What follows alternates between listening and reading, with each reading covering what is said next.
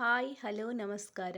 ಶ್ರೇಯ YouTube ಚಾನಲ್ಗೆ ಸ್ವಾಗತ ಸುಸ್ವಾಗತ.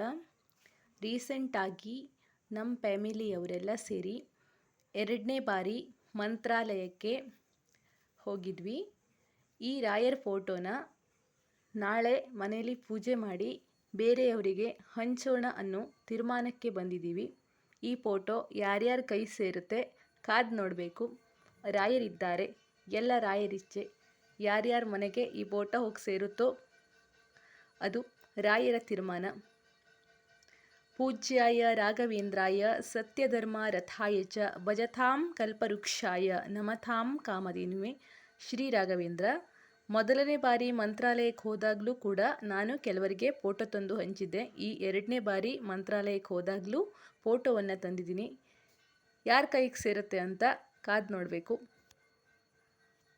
ನಾಳೆ ನೋಡೋಣ ಇದು ಯಾರ ಕೈಗೆ ಸೇರುತ್ತೆ ಅಂತ ಹೇಳಿ.